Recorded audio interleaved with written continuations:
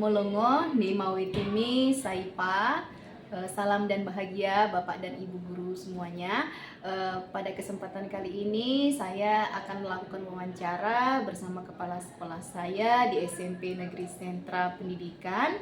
Saya sendiri adalah Ibu Risayanti, salah satu CGP Angkatan 11, dan ini adalah kepala sekolah saya, pimpinan saya, yaitu Bapak Anton Rante SS. Selamat pagi Bapak. Selamat pagi Ibu Risa. Bapak, saya minta waktunya untuk wawancara sebentar Bapak, bisa? Bisa? Iya. Terima Bisa, kasih Bapak. Ini berkaitan dengan guru penggerak ya Bapak ya, tugas saya sebagai guru penggerak. Ada sekitar 8 pertanyaan yang akan saya tanyakan Bapak. Bisa kita mulai Bapak? Boleh. Ya. Pertanyaan yang pertama, yakni selama ini bagaimana pendapat Bapak dalam identifikasi kasus-kasus yang merupakan dilema etika atau bujukan moral? Iya, menurut saya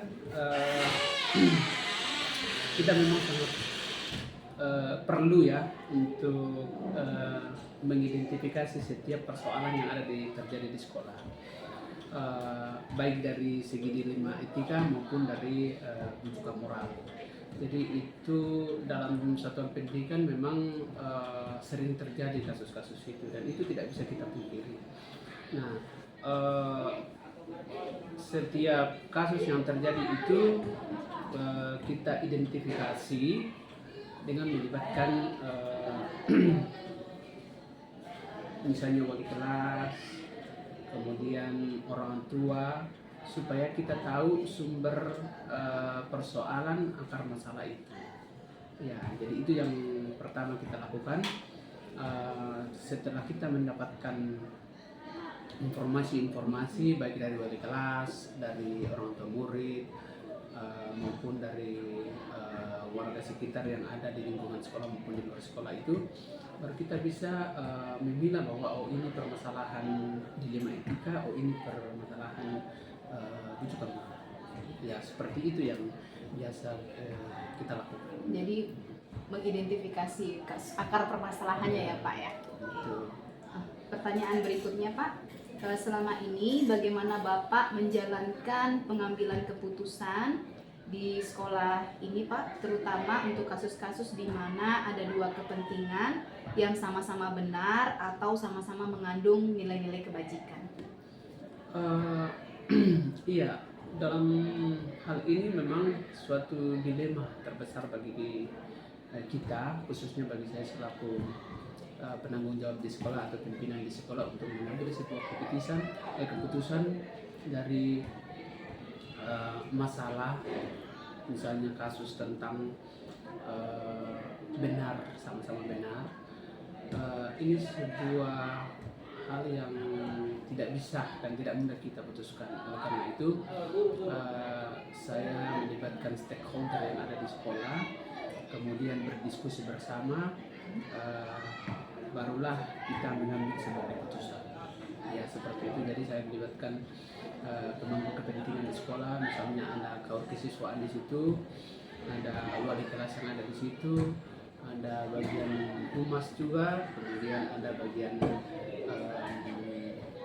BK yang khusus menangani permasalahan-permasalahan yang terjadi. Jadi kita duduk bersama, kemudian kita mengidentifikasi akar masalah, kemudian kita mengambil sebuah keputusan. Kita putuskan bersama. Contoh kasus mungkin yang membuat Bapak merasa dilema ada nggak Pak? Ada, ya, banyak kasus-kasus yang terjadi yang kita alami yang memang dilema untuk kita putuskan. Contohnya ketika kita mau buat sebuah aturan di sekolah, ya, dan salah satu aturan di sekolah ya adalah anak-anak yang memang yang pertama itu contohnya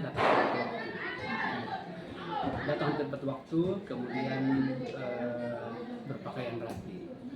Namun dalam kondisi yang terjadi di lapangan di sekolah kita itu, kadang-kadang anak-anak, karena kita memang anak-anak tinggal di asrama, tetapi tidak semua karena kapasitas asrama yang memang tidak memungkinkan untuk anak-anak ditampung semua di situ.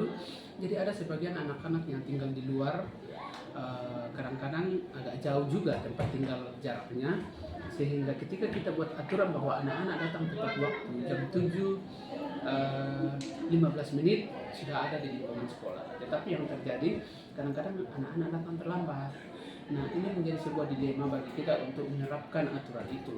Karena di lain sisi kita mau menerapkan aturan, di lain sisi lain anak-anak datang ini terlambat datang karena apa? Mereka jalan kaki yang mungkin berkilo-kilometer, sehingga berkilo-kilo ya, ada 2 kilo, ada karena 3 kilo yang mereka jalan kaki, yang tidak punya kendaraan, yang tidak punya biaya untuk naik ojek. Jadi mereka jalan kaki datang, sehingga ketika kesepakatan kita di sekolah, aturan di sekolah jam 7.15 harus masuk, mereka datang jam 7.40 atau ada yang datang jam 8, ya ini menjadi sebuah dilema bagi kita untuk membuat menegakkan aturan.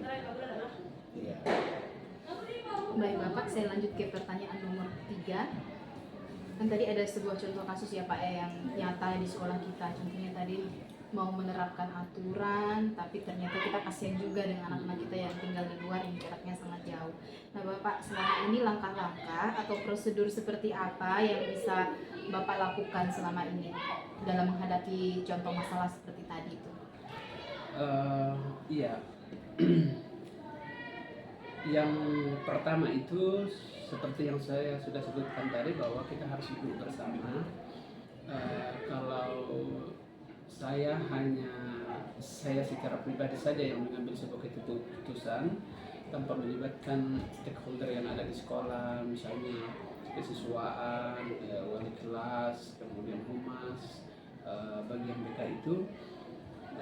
itu kan kalau kita duduk bersama kemudian membicarakan hal ini, ya, masukan-masukan yang ada itu bisa kita rampung untuk menjadi sebuah solusi. Ya, selama itu seperti ini.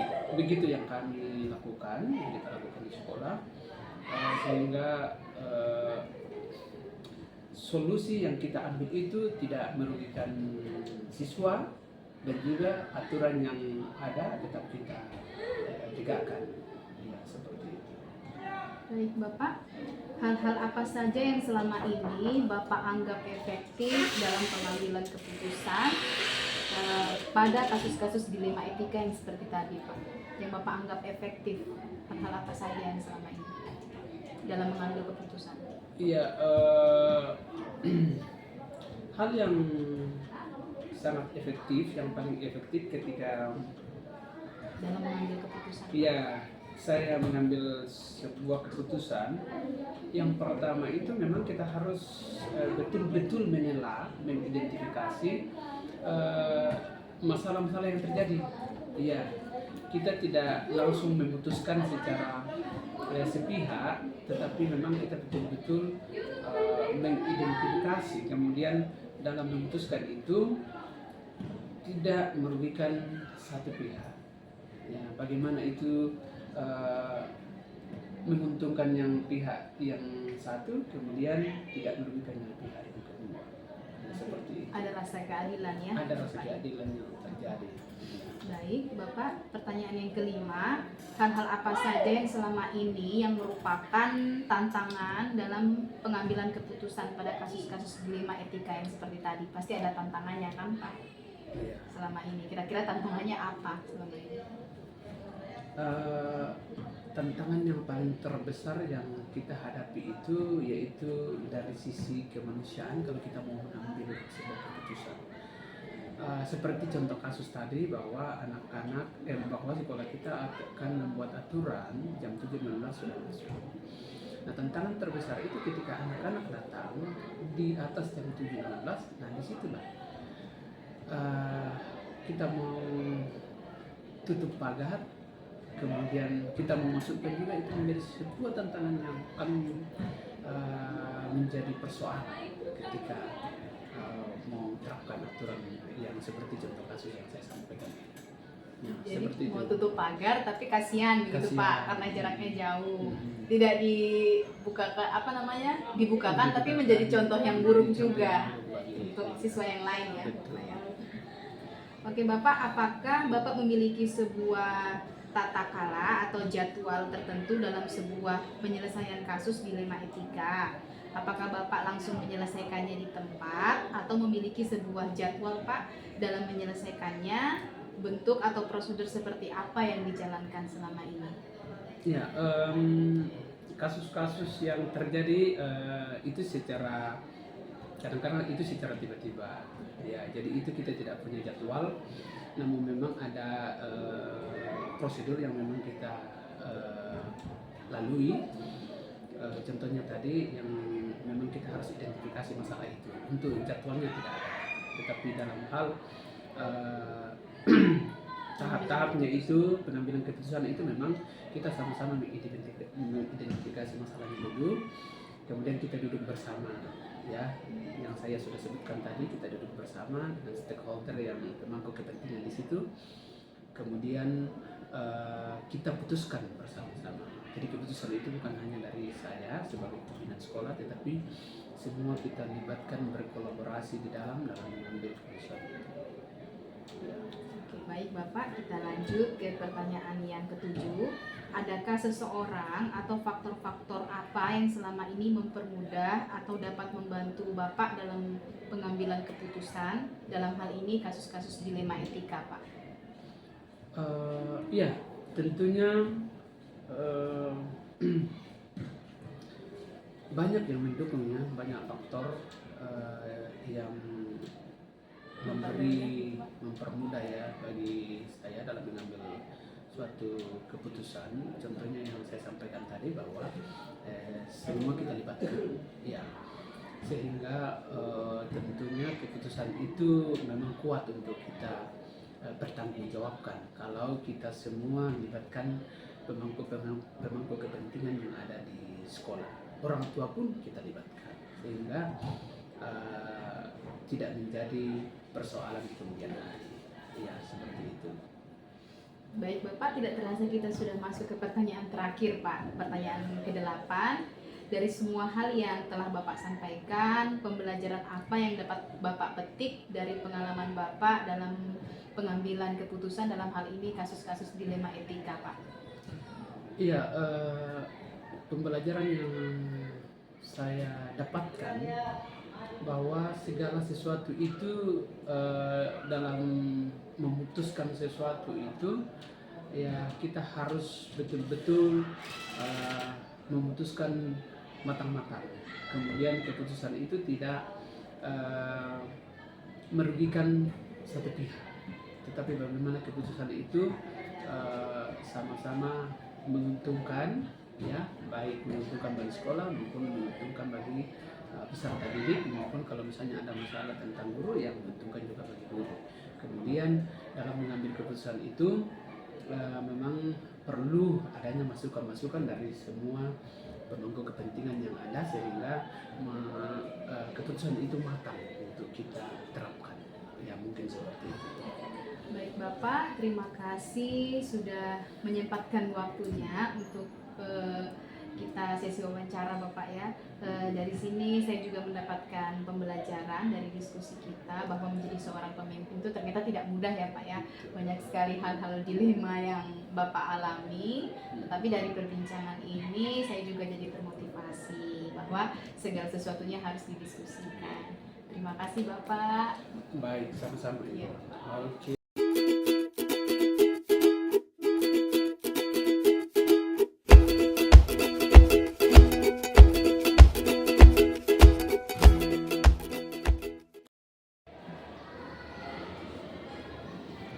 Selamat pagi Bapak dan Ibu guru hebat. Kali ini saya berkesempatan untuk melakukan wawancara bersama Kepala Sekolah SMA YPK Timika, Bapak Christian Tehwayo SPD. Selamat pagi Bapak. Pagi. Bapak, saya minta waktunya sebentar Pak untuk wawancara, boleh? Oke, terkait dengan pengambilan keputusan selama ini yang Bapak lakukan di SMA YPK Timika. Bisa ya Bapak ya? Nah, nanti ada 8 pertanyaan Pak yang akan saya tanyakan. Bapak boleh menjawab sesuai dengan situasi nyata di sekolah ini ya Pak ya? Bisa kita mulai Bapak? Oh, bisa. Pertanyaan yang pertama ya Bapak ya. selama ini bagaimana Bapak dapat mengidentifikasi kasus-kasus yang merupakan dilema etika atau konflik moral? Identifikasi masalah di sekolah biasanya tuh yang pertama itu kami sebenarnya punya standar sekolah, baik itu standar tentang peraturan sekolah maupun juga standar penilaian sekolah. Jadi kalau misalnya ada masalah yang muncul, biasanya standar itu menjadi panduan untuk bisa menyelesaikan. Seperti itu ya Pak ya. Jadi ada standar-standar atau aturan-aturan di sekolah sebagai penunjang juga dalam pengambilan keputusan. Oke. Dan pertanyaan kedua Bapak, selama ini bagaimana Bapak menjalankan pengambilan keputusan di sekolah Bapak, terutama untuk kasus-kasus di mana ada dua kepentingan yang sama-sama benar atau sama-sama mengandung nilai-nilai kebajikan? Oke, saya kasih contoh ya.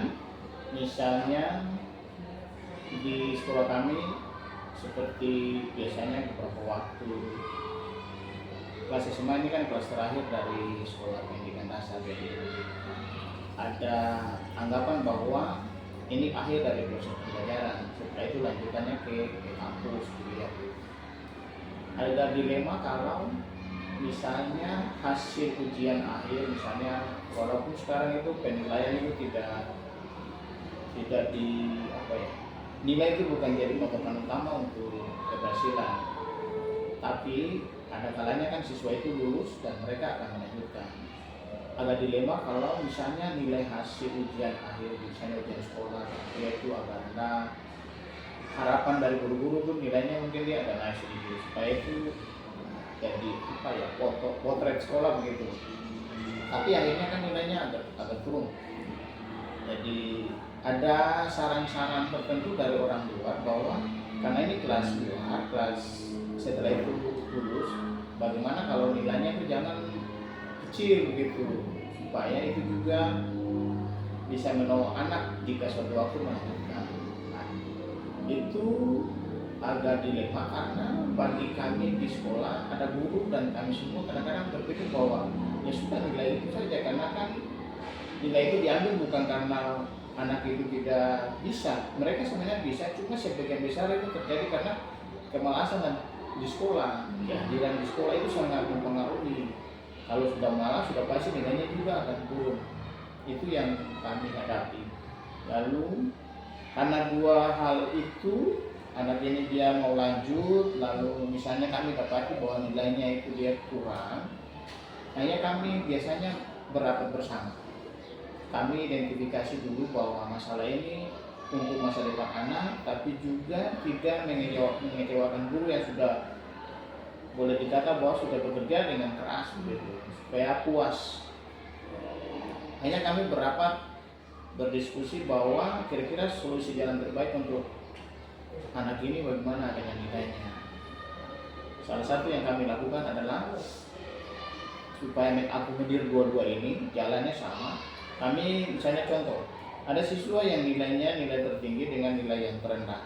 Kami biasanya memakai kesepakatan bersama kalau kami punya nilai terendah untuk siswa itu nilainya berapa, supaya kita bisa berhitung kira-kira nilainya harus naik, karena ini kelas terakhir nilainya naik itu batasannya nilai terakhir yang itu. Terus siswa yang nilainya tinggi itu juga dia turut ikut supaya jangan muncul ketidakadilan di sana.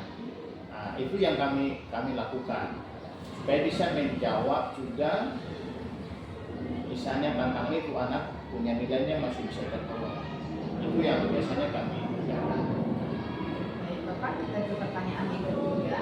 Tadi kalau hasil dari penjelasan Bapak tadi ada masukan dari pihak luar, kemudian juga ada masukan dari pihak dalam guru ya Pak ya. Jadi sebagai kepala sekolah ada sesuatu dilema seperti itu. Nah, dalam menghadapi kedilemaan itu, nah pasti kan hasil akhirnya Bapak ingin ada keputusan yang adil gitu kan, tidak merugikan pihak manapun. Nah, bagaimana langkah-langkah atau prosedur seperti apa yang bisa dilakukan dalam mengambil keputusan yang biasa terjadi di sekolah ini? Oke, yang pertama itu kami identifikasi masalah yang ada dulu. Setelah itu kami berembuk bersama kira-kira ada alternatif solusi tidak untuk masalah ini. Kalau sudah berarti kami biasanya kalau ada alternatif solusi kami memikirkan untung ruginya itu ke anak itu sendiri dan juga ke pihak sekolah gitu, karena ini kan berhubungan dengan nama baik sekolah juga. Nanti biasanya itu ada efek yang lain gitu. Efek yang lain itu kita sekolah aja nanti lulus juga nilainya kan tertolong. Nah itu hal-hal yang efek bias dari model-model seperti ini. Satu sisi si guru itu dia harus memang objektif dalam menilai, tapi faktor bias itu ada juga muncul. Anak bisa menjadi gampangan, tapi dari situ kami bisa lakukan hal yang lain. Hal yang lain itu memberi pengertian ke siswa bahwa tidak ada yang gampang, harus berusaha dengan keras, supaya itu juga menolong dia supaya jangan asal bersekolah begitu. Nanti kau lulus juga, gitu. Bukan, tapi dia harus mengerti bahwa dia harus melakukan segala sesuatu ada manfaatnya untuk dia. Dari situ juga selanjutnya kami biasanya ada tindak lanjut yang lain supaya itu pengalaman untuk kelas 3. Kalau kelas 11 dan kelas 10 bagaimana? Itu yang tadi yang saya kerjakan. Di kami itu biasanya diberi tanggung jawab ke guru supaya jangan mengulang kebiasaan ini untuk yang kelas 10, kelas 11. Kami kadang-kadang ada beberapa tahun itu kami tidak kasih lulus memang, karena itu berhubungan dengan misalnya dari 2020 kami dari pandemi itu kami harus 3 orang tidak lulus. Salah satunya itu karena bukan soal nilai jelek, mereka malas itu kan berhenti tidak pernah masuk, masa kami harus kasih. Itu soal adil dan tidak adil muncul sana. 2020 kami pernah tidak kasih lulus 3 siswa, terus 2022 itu 2, sampai terakhir 2024 ada 1. Nah itu dari siswa yang agak malas, semangat sekolahnya kurang, ya sudah pasti kami harus kasih tinggal. Dan kami pernah ditelepon oleh orang tua, dan orang tua itu telepon ke yayasan ditanya, dan saya sendiri orang tua ada yang punya profesi tentara itu telepon saya. Jadi ada tekanan dari tekanan. Tapi ya kami harus berdasarkan pada prinsip. Masa anak yang malas dia punya reward atau hasilnya harus sama dengan anak lain, itu kan tidak adil.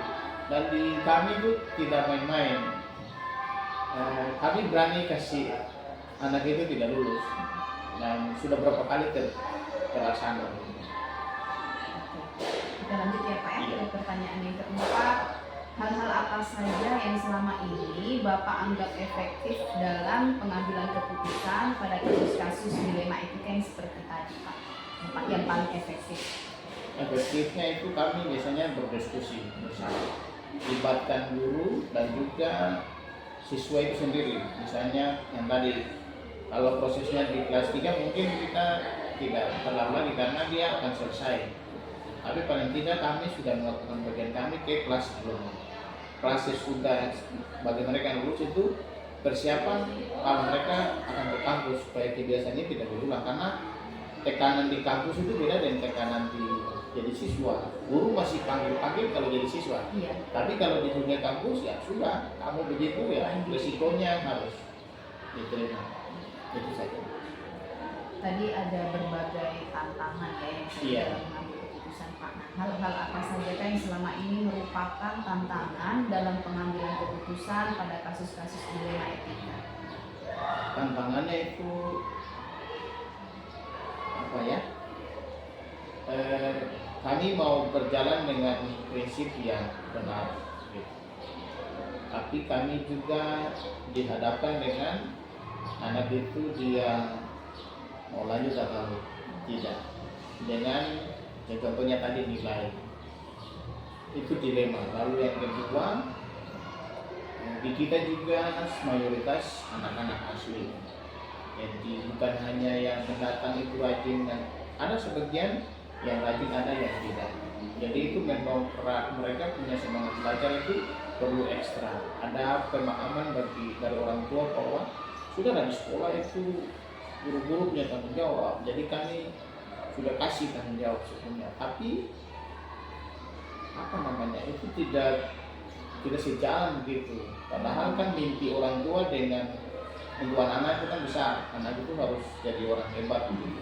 Sedangkan kalau orang tua tidak support memberikan tanggung jawab besar ke guru, wah itu tidak akan sampai.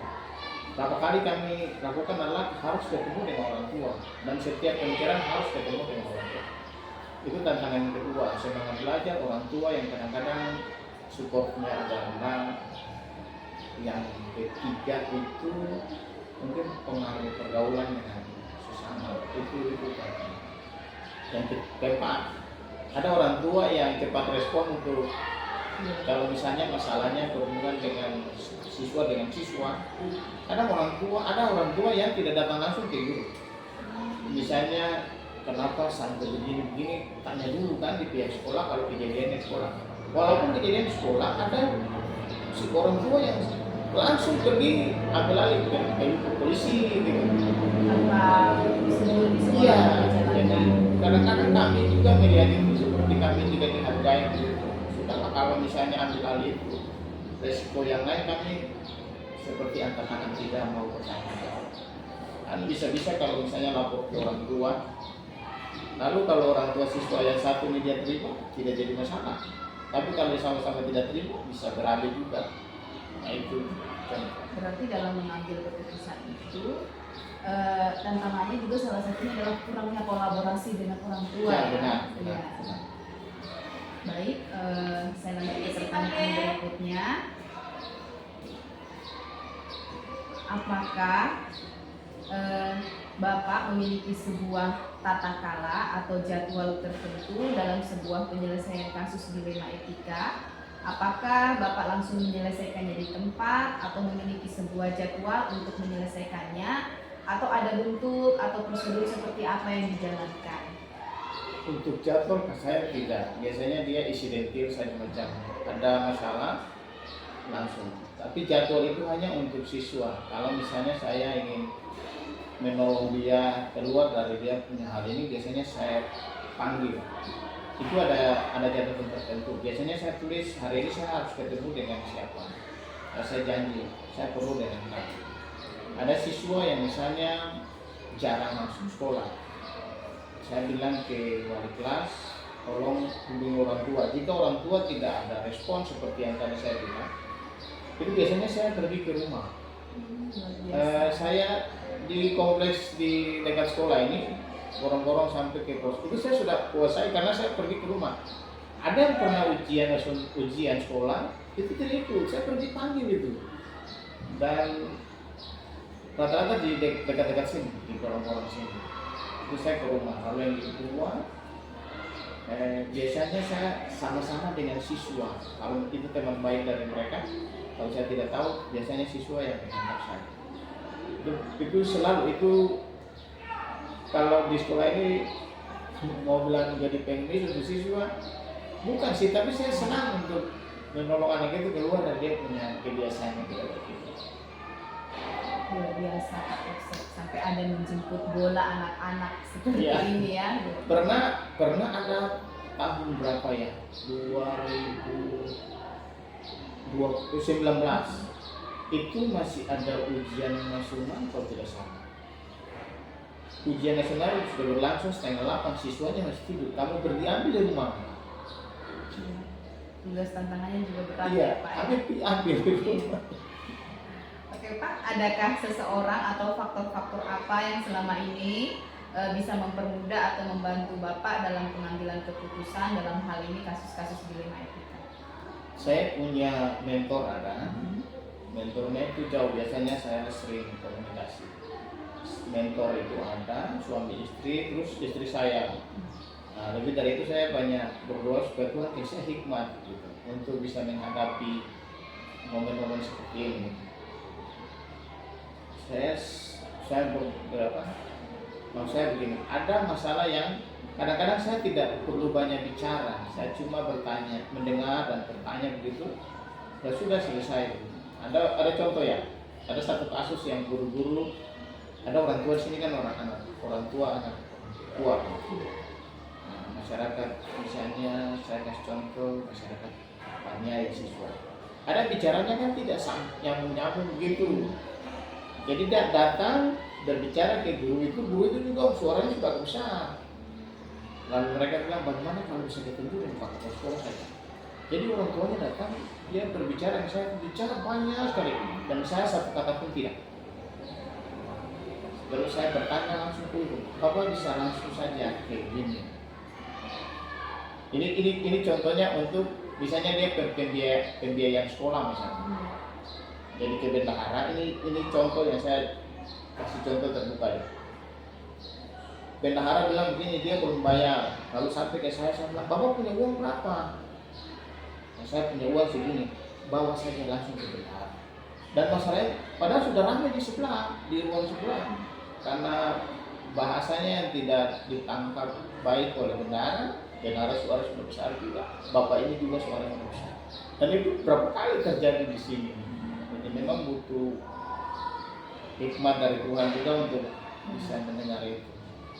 Tidak harus mulut yang cepat bereaksi, tapi mungkin mendengar mereka sih. Itu salah satu menjadi pendengar yang aktif begitu Pak. Sebenarnya juga itu salah satu bagian dari Bapak mengcoaching si orang tua anak ini begitu, salah satunya memberikan kehadiran penuh, menjadi pendengar yang baik. Akhirnya yang tadinya mungkin bapaknya emosi bisa jadi turun emosinya kan. Luar biasa Pak Kepsek. Pertanyaan terakhir ya Pak Kep ya.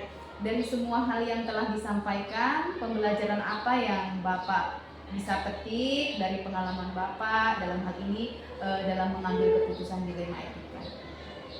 Oke, saya pelajari satu hal dari mengambil keputusan itu.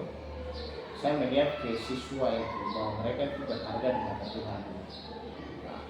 Dari pandangan itu mempengaruhi semua keputusan saya.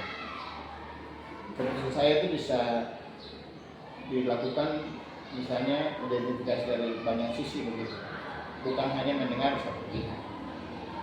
Lalu yang kedua, karena mereka berharga di mata Tuhan, maka mereka jadi porsi pertama untuk mendorong mereka untuk jadi lebih baik. Saya beranggapan begini, siswa itu senakal-nakalnya mereka belum jadi siswa yang jahat untuk saya. Jadi masih punya kesempatan untuk bisa berubah. Walaupun bagi guru itu banyak hal dibilang ini dan itu, tapi bagi saya senang dengan profesi saya sebagai guru, itu menyenangkan begitu. Terus yang ketiga itu begini, dengan menolong dia keluar dari dia punya masalah, keputusan diambil itu membuat saya bahwa saya sebenarnya punya peranan untuk bisa memperbaiki orang itu, atau juga saya bisa lebih baik dalam melakukan tanggung jawab. Itu aja yang saya harapkan. Baik Pak, luar biasa sekali percakapan kita. Tidak terasa sudah hampir selesai Pak Kepsek, tapi dari berbagai pertanyaan tadi saya melihat jawabannya sangat luar biasa, kasusnya juga luar biasa, dan tindakannya dalam langkah-langkah mengambil keputusan itu sangat luar biasa, sampai ada menjemput bola anak-anak, sampai ada orang tua juga yang istilahnya tidak terima, datang dengan marah-marah. Itu pengalaman yang sangat luar biasa. Dan dari percakapan ini juga saya pribadi punya ada pembelajaran juga yang saya bisa ambil dari Pak Kepsek begitu ya. Terima kasih Pak Kepsek sudah meluangkan waktunya. Nanti lain kali kita bisa bincang-bincang lagi. Ya, baik.